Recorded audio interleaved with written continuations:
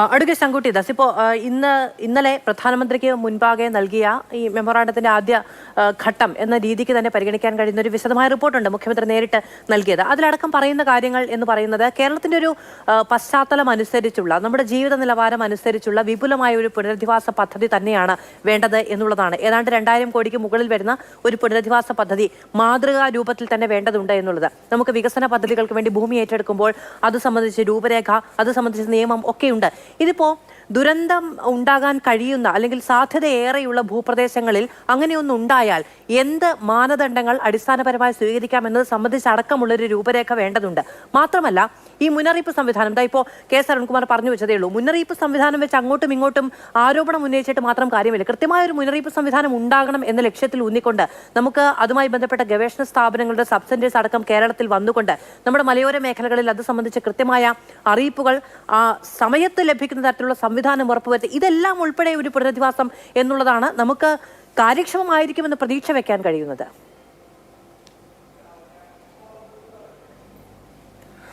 നോക്കൂ, പുനരധിവാസത്തെ സംബന്ധിച്ച് ഈ ചർച്ചയിൽ ഇതുവരെ പങ്കെടുത്തിട്ടുള്ള എല്ലാ ആളുകളും ഇതിനോടകം തന്നെ വ്യക്തമാക്കി കഴിഞ്ഞിട്ടുള്ളൊരു കാര്യമാണ്. അതുമായി ബന്ധപ്പെട്ട് സമഗ്രമായിട്ടുള്ളൊരു പഠനവും അതിൻ്റെ അടിസ്ഥാനത്തിൽ ഒരു സമഗ്രമായിട്ടുള്ള റിപ്പോർട്ടും സമർപ്പിക്കേണ്ടതുണ്ട്. ആദ്യഘട്ടത്തിൽ ഇപ്പോൾ മരണപ്പെട്ടവരുടെ കുടുംബത്തിന് 2 ലക്ഷവും പരിക്കേറ്റവർക്ക് 50,000 എന്നുള്ള രീതിയിലുള്ള ഒരു അടിയന്തര സാമ്പത്തിക സഹായം പ്രഖ്യാപിച്ചിട്ടുണ്ട്.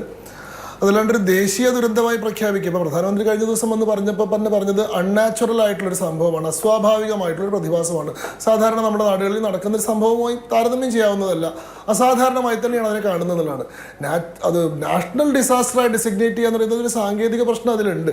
കാരണം നമ്മുടെ ഡിസാസ്റ്റർ മാനേജ്മെന്റ് ആക്ട് ഓഫ് 2005 പ്രകാരം നാഷണൽ ഡിസാസ്റ്റർ എന്ന് പറയുന്ന ഒരു പ്രൊവിഷൻ അതിലില്ല.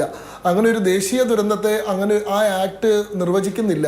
2005-2010 കാലത്തെ 10ാം ധനകാര്യ കമ്മീഷൻ ദേശീയ ദുരന്തം എന്ന് പറയുന്ന ഒരു തസ്തിക നിർമ്മിക്കണം, അങ്ങനെ ഒരു പ്രഖ്യാപനത്തിനുള്ള സാധ്യത സൃഷ്ടിക്കണമെന്ന് ആവശ്യപ്പെട്ടെങ്കിൽ പോലും കൃത്യമായിട്ടുള്ള മാനദണ്ഡങ്ങൾ നിർദ്ദേശിച്ചില്ല. നിർദ്ദേശിച്ചതായിട്ടുള്ള ഒറ്റ മാനദണ്ഡം ഒരു സംസ്ഥാനത്തിന്റെ ആകെ ജനസംഖ്യയുടെ 1/3 ഭാഗത്തെ ബാധിക്കുന്നതാണെങ്കിൽ അതിനെ ദേശീയ ദുരന്തമായി പ്രഖ്യാപിക്കാം എന്നുള്ളതാണ്. അതല്ലാതെ അതിനുമായി ബന്ധപ്പെട്ട് ഇതിന്റെ ഇന്റൻസിറ്റിയുമായി ബന്ധപ്പെട്ടോ സിവിയറിറ്റിയുമായി ബന്ധപ്പെട്ടോ ആയിട്ടുള്ള കൃത്യമായിട്ടുള്ള നിർദ്ദേശങ്ങൾ ആ കാര്യത്തിലില്ല. അതുകൊണ്ട് തന്നെ ദേശീയ ദുരന്തമായി പ്രഖ്യാപിക്കുന്ന ഒരു ശൈലി നമ്മുടെ രാജ്യത്തില്ല. നിങ്ങൾക്കത് അറിയാം. 2013 ശ്രീ മുല്ലപ്പള്ളി രാമചന്ദ്രൻ UPA മന്ത്രിസഭയിലെ മന്ത്രിയായിരുന്ന സമയത്ത് അദ്ദേഹം തന്നെ അത് പാർലമെന്റിൽ വിശദീകരിച്ചിട്ടുണ്ട്.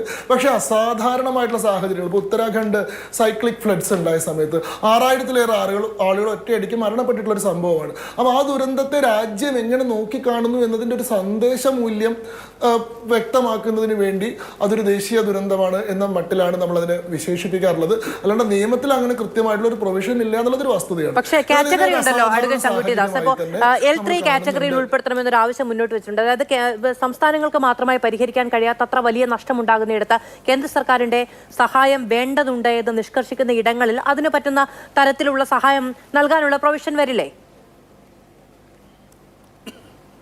തീർച്ചയായിട്ടും അത് ചെയ്യുമല്ലോ. അങ്ങനെ തന്നെയാണല്ലോ. ഇവിടെ നോക്കൂ, ഇതിൽ മലയാളികൾ മാത്രം ഉൾപ്പെട്ടിട്ടുള്ളൊരു ദുരന്തമല്ല ഇത്. യഥാർത്ഥത്തിൽ ഇവിടെ മരണപ്പെട്ടിട്ടുള്ള ആളുകളിൽ അന്യസംസ്ഥാന തൊഴിലാളികളുടെ എണ്ണം വളരെ കൂടുതലാണ്. പ്രത്യേകിച്ചും വയനാട് എന്ന് പറയുന്നത് ഈ പറയുന്ന പോലെ അന്യസംസ്ഥാന തൊഴിലാളികൾ ധാരാളം ജോലി ചെയ്യുന്ന പ്രദേശമാണ്. ഇത് ഈ റിസോർട്ടും മറ്റുമൊക്കെയുള്ള മേഖലകളാണ്. അവിടെയുള്ള ഈ മരണപ്പെട്ടിട്ടുള്ള ആളുകളുടെ എണ്ണത്തിൽ തന്നെ മറ്റ് സംസ്ഥാനങ്ങളിൽ നിന്നുള്ള ആളുകളുണ്ട്. മറ്റ് സംസ്ഥാനങ്ങളും ഈ പറയുന്ന കാര്യത്തിൽ ഒരു ഇന്റർഫറൻസ് ആവശ്യപ്പെട്ടുകൊണ്ടുള്ള ഇടപെടലുകൾ നടത്തിയിട്ടുണ്ട്. മാത്രമല്ല, പ്രധാനമന്ത്രി കഴിഞ്ഞ ദിവസം വളരെ കൃത്യമായി പറഞ്ഞല്ലോ, ഇവിടെ പുനരധിവാസത്തിന്റെ കാര്യത്തിൽ പണം ഒരു ബാധ്യതയായി വരില്ല. പണം എന്നതിനെ പറ്റി നിങ്ങൾ ആശങ്കപ്പെടേണ്ട കാര്യമേ ഇല്ല. മുന്നേ നമ്മുടെ സംസ്ഥാനത്ത് ഉണ്ടായിട്ടുള്ള ദുരന്തങ്ങളിൽ എങ്ങനെയാണ് കേന്ദ്ര സർക്കാർ ഇടപെട്ടിട്ടുള്ളത് നമുക്ക് അറിയുന്നതാണ്. ഇപ്പോൾ 2016 നരേന്ദ്രമോദി സർക്കാർ അധികാരത്തിലേറിയതിനു ശേഷം ആദ്യം ഉണ്ടാകുന്ന സംസ്ഥാനത്തിലെ ദുരന്തമാണ് പുറ്റിങ്ങൽ വെടിക്കെട്ട് അപകടം. 100-ലേറെ ആളുകൾ മരിച്ചിട്ടുള്ള ദുരന്തമാണ്. പ്രധാനമന്ത്രി നേരിട്ട് പുറ്റിങ്ങലിൽ വന്നിട്ട് അപകടം നടന്ന സ്ഥലവും അതിൽ ബാധിക്കപ്പെട്ടിട്ടുള്ള ആളുകളെയും സന്ദർശിക്കുകയും അത് ഓരോ ആളുകൾക്കും 2 ലക്ഷം, മരണപ്പെട്ടവർക്ക് 2 ലക്ഷം രൂപയും കുടുംബങ്ങൾക്ക് 50,000 രൂപയും പ്രഖ്യാപിക്കുന്ന സാഹചര്യം ഉണ്ടായി. ഓഖി ദുരന്തം ഉണ്ടായപ്പോൾ പ്രധാനമന്ത്രി വന്നു. അതിന് വേണ്ടിയിട്ട് എനിക്ക് തോന്നുന്നു 776 കോടി രൂപയുടെ ആദ്യഘട്ട പാക്കേജ് പ്രഖ്യാപിച്ചു. അതിനുശേഷം 133 കോടി രൂപയുടെ അധിക പാക്കേജ് ഓക്കിയുമായി ബന്ധപ്പെട്ട് പ്രഖ്യാപിച്ചു. 2018 പ്രളയം ഉണ്ടായി. അതുമായി ബന്ധപ്പെട്ട് പ്രളയബാധിത പ്രദേശങ്ങൾ പ്രധാനമന്ത്രി സന്ദർശിക്കുന്ന സാഹചര്യം ഉണ്ടായി. 483 മരണം നടന്നിട്ടുള്ളതോടത്ത് 600 കോടി രൂപയുടെ പുനരധിവാസ പാക്കേജ് കേന്ദ്രം തന്നെ പ്രഖ്യാപിച്ചു. സംസ്ഥാന ദുരിതാശ്വാസ സ്റ്റേറ്റ് ഡിസാസ്റ്റർ റിലീഫ് ഫണ്ടിന്റെ 75% കേന്ദ്രവും 25% സംസ്ഥാനങ്ങളുമാണ്. 3:1 റേഷ്യോയിലാണ് അതിലേക്കുള്ള കോൺട്രിബ്യൂഷൻസ് വരാറുള്ളത്. അവിടെ സംസ്ഥാനത്തിന്റെ ആ ഫണ്ടിൽ നിന്ന് പണമെടുത്ത് ഉപയോഗിക്കണമെങ്കിൽ കേന്ദ്രത്തിന്റെ മുൻകൂർ അനുമതി അനുമതി ആവശ്യമാണ്. സംസ്ഥാനത്തിന് 582 കോടി രൂപ അതിൽ നിന്ന് ഉപയോഗിക്കാനുള്ള അനുമതി സംസ്ഥാനം കേന്ദ്ര സർക്കാർ ആ തവണ കൊടുത്തു. മാത്രമല്ല പെട്രോളിയം മന്ത്രാലയത്തിന് കീഴിലുള്ള പെട്രോളിയം കമ്പനികൾ മുഖ്യമന്ത്രിയുടെ ദുരിതാശ്വാസ നിധിയിലേക്ക് 25 കോടി രൂപ 2018 പ്രളയത്തിൽ സംഭാവന ചെയ്യുന്ന സാഹചര്യം ഉണ്ടായി. ഇതൊക്കെ അസാധാരണ സാഹചര്യങ്ങളിൽ അസാധാരണ നടപടികൾ ഉണ്ടായിട്ടുണ്ട്. 2019 പ്രളയത്തിൽ 168 കോടി രൂപയുടെ പാക്കേജ് പ്രഖ്യാപിച്ചിട്ടുണ്ട്. കവളപ്പാറ ദുരന്തവുമായി ബന്ധപ്പെട്ട് കേന്ദ്ര സർക്കാരിൻ്റെ അടിയന്തരമായിട്ടുള്ള ഇടപെടൽ, സൈന്യത്തിൻ്റെ റെസ്ക്യൂ ഫോഴ്സിൻ്റെയും ഒക്കെ വരൽ ഉൾപ്പെടെയുള്ള ഇടപെടലുകൾ ഉണ്ടായിട്ടുണ്ട്. ഈ ദുരന്തത്തെയും വയനാട്ടിലെ ദുരന്തത്തെ വളരെ പ്രാധാന്യത്തോടു കൂടി തന്നെയാണ് കണ്ടത്. നമുക്കറിയാലോ, ആദ്യഘട്ടം മുതൽ അവിടുത്തെ ദുരിതാശ്വാസ പ്രവർത്തനങ്ങളിൽ സൈന്യത്തിൻ്റെ, നാഷണൽ ഡിസാസ്റ്റർ റിലീഫ് ഏജൻസിയുടെ, അതേപോലെ തന്നെ കേന്ദ്ര സർക്കാർ തീരദേശ സംരക്ഷണ സേന ഉൾപ്പെടെയുള്ള കേന്ദ്ര സർക്കാർ സംവിധാനങ്ങളുടെ എല്ലാം പൂർണ്ണമായിട്ടുള്ള വിന്യാസം ഉണ്ടായിരുന്നു. അതിൻ്റെ രക്ഷാപ്രവർത്തനത്തിൽ ഉൾപ്പെടെ ദുരിതാശ്വാസ പ്രവർത്തനങ്ങൾ ഉൾപ്പെടെ ഉണ്ടായിരുന്നു. പ്രധാനമന്ത്രി ജോർജ് കുര്യൻ എന്ന് പറയുന്ന കേന്ദ്രമന്ത്രി ആ പ്രദേശത്ത് ക്യാമ്പ് ചെയ്ത് ദിവസങ്ങളോളം അവിടുത്തെ പ്രവർത്തനങ്ങൾക്ക് മേൽനോട്ടം നടത്തുന്നുണ്ടായിരുന്നു. ഒടുവിൽ പ്രധാനമന്ത്രി തന്നെ നേരിട്ട് വന്നു. അദ്ദേഹം ഈ കാര്യത്തിലൊരു സമ്പൂർണ്ണമായിട്ട് സംസ്ഥാനത്തിൻ്റെ ഒപ്പം നിൽക്കുകയല്ല, സംസ്ഥാനം ഈ രാഷ്ട്രത്തിൻ്റെ ഭാഗം തന്നെയാണ്, ഇത് നമ്മുടെ ഓരോരുത്തരുടെയും ഒരു പ്രശ്നമാണെന്നുള്ള മനോഭാവത്തോടു കൂടി തന്നെയാണ് ഈ കാര്യത്തെ കൈകാര്യം ചെയ്യുന്നതെന്നൊരു പ്രഖ്യാപനം ഇവിടെ ഉണ്ടായിട്ടുണ്ട്. അതുകൊണ്ട് പുനരധിവാസ പാക്കേജിന്റെ കാര്യത്തിൽ കേന്ദ്രത്തിൽ നിന്നുള്ള ഫണ്ട് അല്ല നമ്മുടെ മുമ്പിലുള്ള ആശങ്ക. യഥാർത്ഥത്തിൽ എനിക്ക് തോന്നുന്നു നമ്മൾ ചർച്ച വളരെ സുഖകരമായിട്ടാണ് പോകുന്നത്. ആർക്കും അങ്ങോട്ടും ഇങ്ങോട്ടും അഭിപ്രായ വ്യത്യാസങ്ങളൊന്നുമില്ല. കാരണം എന്താണെന്ന് വെച്ചാൽ നമ്മൾ ആരും യഥാർത്ഥത്തിൽ ഒരു ഇഷ്യൂവിനെ അഡ്രസ്സ് ചെയ്യാൻ ഇവിടെ തയ്യാറാവുന്നില്ല എന്നുള്ളതാണ്.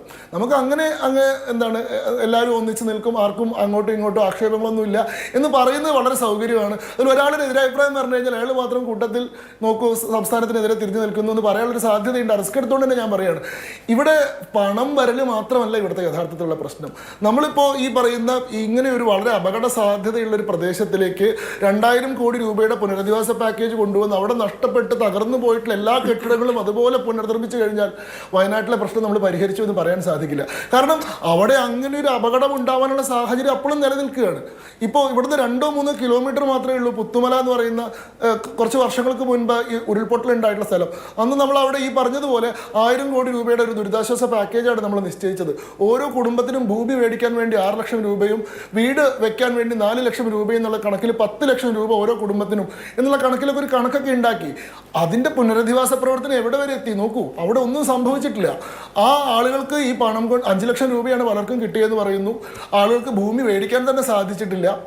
മാത്രമല്ല ഒരു പ്രദേശം മുഴുവൻ വാഷ്ഡ് ഔട്ടായി പോയിട്ടുള്ള സാഹചര്യങ്ങളിൽ ഇങ്ങനെ ഒരു ആ നഗരം വീണ്ടും പുനർനിർമ്മിക്കുക എന്ന് പറയുന്ന കാര്യത്തിലൊക്കെ വലിയ ബുദ്ധിമുട്ടുകളുണ്ട്. അവരെ മറ്റേതെങ്കിലും മേഖലയിലേക്ക് പുനരധിവസിപ്പിക്കുക എന്നുള്ള പദ്ധതികൾ സാധിക്കുള്ളൂ. മാത്രമല്ല ഇതേ പ്രദേശത്ത് തന്നെ നാളെ വീണ്ടും സമാനമായിട്ടുള്ള ഉരുൾപൊട്ടൽ പോലെയുള്ള പ്രശ്നങ്ങൾ ഉണ്ടാവാൻ സാധ്യതയുണ്ട്. ഇപ്പം നമ്മൾ പറയുന്നത് ഇതിൽ നമുക്ക് ആർക്കും റെസ്പോൺസിബിലിറ്റി ഇല്ല, അതൊരു പ്രകൃതിദത്തമായിട്ടുള്ള ദുരന്തമാണ്. വയനാടിൻ്റെ ഒരു ടോപ്പോഗ്രഫി അങ്ങനെയാണ്. 20% കൂടുതൽ കർവുകളാണ് അവിടുത്തെ മലയിലൊക്കെ ഉള്ളത്. ഈ പറയുന്ന ഗോണ്ട്വാനാലാൻഡ് സ്പ്ലിറ്റ് ചെയ്ത് പോയപ്പോൾ ഉണ്ടായിട്ടുള്ള ടെക്ടോണിക് ഷിഫ്റ്റിന്റെ ഭാഗമായിട്ടാണ് വയനാട്ടിന്റെ ലാൻഡ്സ്കേപ്പ് തന്നെ രൂപപ്പെട്ടുള്ളത്. അത് ലാൻഡ് സ്ലൈഡ് പ്ലോൺ ഏരിയ ആണെന്ന് പറഞ്ഞു കഴിഞ്ഞാൽ അതിന് യഥാർത്ഥത്തിലുള്ള അർത്ഥം നാളെയും ഇത് സംഭവിക്കാം, നമ്മൾ ആ കാര്യത്തിൽ ഒന്നും ചെയ്യാൻ ഉദ്ദേശിച്ചിട്ടില്ല എന്നുള്ളതാണ്. അങ്ങനെയല്ലല്ലോ അവിടെ വേണ്ടത്. നമ്മൾ ഈ പുനരധിവാസമൊക്കെ ഉണ്ടാക്കിയിട്ട് ആളുകളെ വീണ്ടും വീട് വെച്ചിട്ടും കോളേജ് വെച്ചിട്ടും സ്കൂളുകൾ ഉണ്ടാക്കിയിട്ടും ഹോസ്പിറ്റലുകൾ ഉണ്ടാക്കിയിട്ടും അവിടെ തന്നെ അവരോട് താമസിക്കാൻ നമ്മൾ പറയുമ്പോൾ അങ്ങനെ അവിടെ തന്നെ പുനരധിവസിപ്പിക്കുന്നതിനെ പറ്റിയോ അല്ലെങ്കിൽ ഒരുമിച്ച് അവരെ പുനരധിവസിപ്പിക്കുന്നതിനെ പറ്റിയോ അങ്ങനെ ഒരു ആവശ്യം അവിടെ പലരും ഈ പറയുന്ന ദുരന്തത്തിന് ഇരയായവർ പറയുന്നുണ്ട് ഞങ്ങൾക്ക് ഒന്നിച്ച് താമസിക്കണമെന്ന്. പക്ഷെ അങ്ങനെ അത്രയും അധികം ആളുകളെ ഒന്നിച്ച് താമസിപ്പിക്കാൻ കഴിയുന്നൊരു ഭൂപ്രകൃതി അല്ല അവിടെയുള്ളത് എന്നും അത് ചിലപ്പോൾ 1, 2, 3 വിഭാഗങ്ങളായി തിരിച്ച് അധിവസിപ്പിക്കേണ്ടി വരും എന്നടക്കമുള്ള കാര്യങ്ങളൊക്കെ ചർച്ചയുടെ തുടക്കമാണ്. അല്ലാതെ മുണ്ടക്കയിലുള്ളവരെ മുണ്ടക്കയിൽ അതാത് സ്ഥലത്ത് വീട് വെച്ച് താമസിപ്പിക്കും, ഇപ്പോൾ ചൂരൽമലയിൽ നിന്ന് ഈ പറയുന്ന വാഷ്ഡ് ഔട്ട് ആയി പോയ പ്രദേശത്ത് അവിടെ തന്നെ പുനർനിർമ്മിക്കും എന്നൊന്നും നമ്മൾ ആരും പറഞ്ഞിട്ടില്ല ഈ ഘട്ടത്തിൽ. നിങ്ങൾ അങ്ങനെ പറഞ്ഞു എന്നല്ല ഞാൻ പറയുന്നത്. നമ്മൾ ഈ ദുരന്തം ഉണ്ടായപ്പോൾ മുതൽ നമ്മൾ നോക്കൂ, ഇവിടെ രാഷ്ട്രീയമോ എന്തെങ്കിലും വിഷയങ്ങൾ ആരും അങ്ങോട്ടും ഇങ്ങോട്ടും ഒന്നും പറഞ്ഞിട്ടില്ല. ആ ഘട്ടത്തിൽ ഇവിടെ ചർച്ച ചെയ്യപ്പെടേണ്ടതായിട്ടുള്ള പ്രധാനപ്പെട്ട പല വിഷയങ്ങളും ഉണ്ടായിരുന്നു. വയനാടിനെ സംബന്ധിക്കുന്ന നമ്മുടെ പരിസ്ഥിതി നയം എന്താണ്, അവിടെ നടക്കുന്ന നിർമ്മാണ പ്രവർത്തനങ്ങളെ പറ്റി, അവിടെ നടക്കുന്ന കോറി ഉൾപ്പെടെയുള്ള മൈനിങ് ഉൾപ്പെടെയുള്ള വിഷയങ്ങളെ പറ്റിയിട്ടുള്ള നമ്മുടെ നിലപാട് എന്താണ്, ഈ പറയുന്ന പരിസ്ഥിതി ലോല പ്രദേശങ്ങൾ സംരക്ഷിക്കുന്നതുമായി ബന്ധപ്പെട്ട് മാധവ് ഗാഡ്ഗിലിൻ്റെയോ അല്ലെങ്കിൽ കസ്തൂരി രംഗൻ്റെയോ കമ്മീഷന്റെ റിപ്പോർട്ടുകളെ സംബന്ധിച്ചോ അല്ലെങ്കിൽ അതിനുശേഷം ഉണ്ടായിട്ടുള്ള ഉമ്മൻ കമ്മിറ്റിയെ സംബന്ധിച്ചോ ഇതൊക്കെ നടപ്പാക്കേണ്ട ബാധ്യതയെ സംബന്ധിക്കുന്ന നമ്മുടെ നിലപാട് എന്താണ്? ഇങ്ങനെ ഒരു വളരെ പരിസ്ഥിതി ലോല പ്രദേശമാണെന്ന് വിലയിരുത്തപ്പെട്ടതിന് ശേഷവും ഈ പറയുന്ന അശാസ്ത്രീയമായിട്ടുള്ള നിർമ്മാണം, ഇപ്പോൾ തുരങ്കപാത ഉൾപ്പെടെയുള്ള പദ്ധതികൾ നമ്മൾ അവിടേക്ക് പ്രഖ്യാപിക്കുമ്പോൾ ഇതിൻ്റെ വയബിലിറ്റിയെ സംബന്ധിച്ചിട്ട് എന്ത് പഠനമാണ് നടത്തിയിട്ടുള്ളത്? ഈ കാര്യങ്ങളിലുള്ള നമ്മുടെ നിലപാട് എന്താണ്? ഇതൊന്നും നമ്മൾ ആ ഘട്ടത്തിൽ ചർച്ച ചെയ്യാത്ത ചർച്ചയുള്ള ഘട്ടം ഇതല്ല. ഇനി ഈ ഇപ്പോഴത്തെ പ്രശ്നം ആദ്യ ഘട്ടത്തിൽ ഈ പറയുന്ന രക്ഷാപ്രവർത്തനമാണ്. ഇതിന് ശേഷം ഒരു ഘട്ടം വരും, ആ ഘട്ടത്തിൽ നമുക്ക് അത്തരം കാര്യങ്ങളിലേക്ക് ചർച്ച നടത്താമെന്ന് പറഞ്ഞിട്ടാണ് ഇപ്പം നമ്മൾ പറയുന്നത്. ആദ്യ ഘട്ടത്തിൽ തെരച്ചിലുകളൊക്കെ പൂർത്തിയായി, സൈന്യം മടങ്ങിപ്പോയിട്ടുണ്ട്, ഇപ്പോൾ ജനകീയമായിട്ടുള്ള തെരച്ചിലാണ് നടക്കുന്നത്. ഇനി പുനരധിവാസത്തിൻ്റെ ഒരു ചർച്ചയിലേക്ക് നമ്മൾ കടക്കുകയാണ്. ആ ഘട്ടത്തിലെങ്കിലും ആ വിഷയങ്ങൾ നമ്മൾ അഡ്രസ്സ് ചെയ്യണ്ടേ? അല്ലാതെ ഈ ഘട്ടത്തിൽ നമ്മൾ ഈ വിഷയങ്ങളൊന്നും പറയാതെ എന്തുകൊണ്ട് ഇങ്ങനത്തെ പ്രകൃതി ദുരന്തങ്ങൾ സംഭവിക്കുന്നു, അത് തടയാൻ നമുക്ക് എന്ത് ചെയ്യാൻ കഴിയും, നമ്മുടെ നിലവിലുള്ള നയത്തിലോ പരിപാടിയിലോ എന്ത് മാറ്റമാണ് വരുത്തേണ്ടത് എന്ന കാതലായിട്ടുള്ള വിഷയം പറയാതെ നമ്മളെല്ലാവരും ഒറ്റക്കെട്ടായി നിൽക്കുന്നു, നമ്മളെല്ലാം ഒറ്റ മനസ്സാണ് എന്ന് പരസ്പരം അഭിനന്ദിക്കുകയും ആലിംഗനം ചെയ്യുകയും ചെയ്തതുകൊണ്ട് യഥാർത്ഥത്തിൽ ഈ വിഷയത്തെ അഡ്രസ്സ് ചെയ്യാൻ നമുക്ക് സാധിക്കുന്നുണ്ടോ എന്നുള്ളൊരു വിഷയമാണ് ഞാൻ മുന്നോട്ട് വെച്ചത്. അതല്ലാതെ ഈ പറഞ്ഞതുപോലെ മുണ്ടക്കൈയിൽ തന്നെ എല്ലാ ആൾക്കാരെയും കൊണ്ടുവന്ന് പുനരധിവസിപ്പിക്കണമെന്ന് ഞാനും പറഞ്ഞിട്ടില്ല. ശരി ശരി ശ്രീ ശങ്കുട്ടിദാസ്.